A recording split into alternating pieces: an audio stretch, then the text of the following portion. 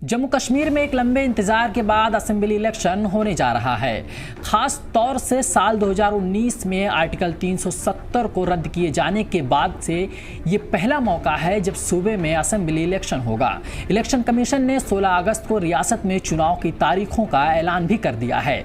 कुल 3 मरहलों में 18 और 25 सितंबर और 1 अक्टूबर को वोटिंग होनी है, जबकि वोटों की गिनती 4 अक्टूबर को होनी है। चुनाव के ऐलान के पहले रियासत की असेंबली सीटों में बड़े पैमाने पर फेरबदल किया गया है। इस वीडियो में हम आपको बताएंगे कि जम्मू कश्मीर में 2019 में आर्टिकल 370 हटने के बाद असेंबली सीटों में कितना फेरबदल किया गया और पीओके के लिए कितनी सीटें खाली रखी गई हैं। लेकिन उससे पहले आप सभी से एक अपील है, अगर आप केसर टीवी के यूट्यूब चैनल को पहली बार देख रहे हैं तो प्लीज़ इसे सब्सक्राइब, लाइक, शेयर, फॉलो ज़रूर करें ताकि जम्मू कश्मीर से जुड़ी हर अहम खबरें आप तक पहुंच सकें। जम्मू कश्मीर में 10 साल बाद असेंबली इलेक्शन कराए जा रहे हैं। पिछला असेंबली इलेक्शन दिसंबर 2014 में हुआ था। हालांकि उस वक्त रियासत में कोई भी सियासी पार्टी अक्सरियत हासिल नहीं कर सकी थी। पीडीपी ने सबसे ज़्यादा 28 सीटें जीती थी, बीजेपी को 25 सीटें मिली थी, जबकि नेशनल कॉन्फ्रेंस ने 15 और कांग्रेस ने 12 सीटें जीती थी। महबूबा मुफ्ती ने बीजेपी के साथ इत्तेहाद करके हुकूमत तो बना ली, लेकिन दोनों दलों में इख्तिलाफात की वजह से हुकूमत अपने 5 साल पूरे नहीं कर सकी। महबूबा मुफ्ती ने 19 जून 2018 को इस्तीफा दिया।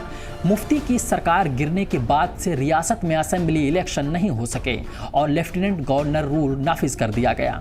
इसी दरमियान 5 अगस्त 2019 में जम्मू कश्मीर में आर्टिकल 370 को रद्द कर मरकजी हुकूमत ने रियासत को मिले स्पेशल स्टेट के आईनी दर्जे को भी हटा दिया। जम्मू कश्मीर और लद्दाख को 2 मरकजी रियासतों में बांट दिया। तभी से वादी के बड़े सियासी दल रियासत में चुनी हुई सरकार की बहाली के लिए मांग कर रहे थे।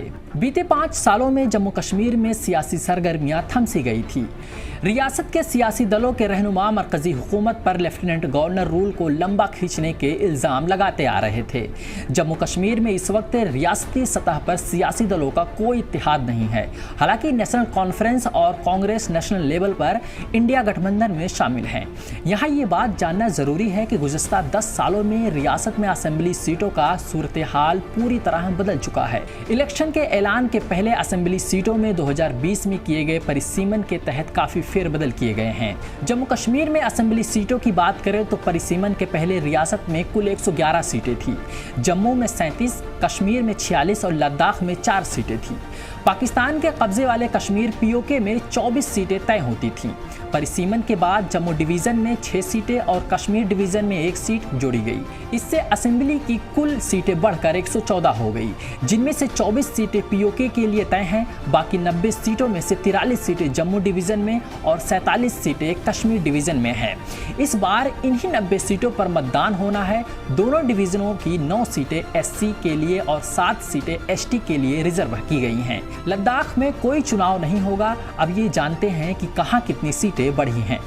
जम्मू रीजन में सांबा, कठुआ, राजौरी, किश्तवाड़, डोडा और उधमपुर में 1-1 सीट बढ़ाई गई है।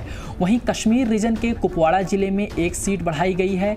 जम्मू के सांबा में रामगढ़, कठुआ में जसरोता, राजौरी में थन्ना मंडी, किश्तवाड़ में पड्ढेर, नागसेनी और डोडा में डोडा मगरिब और उधमपुर में रामनगर सीट नई जोड़ी गई है।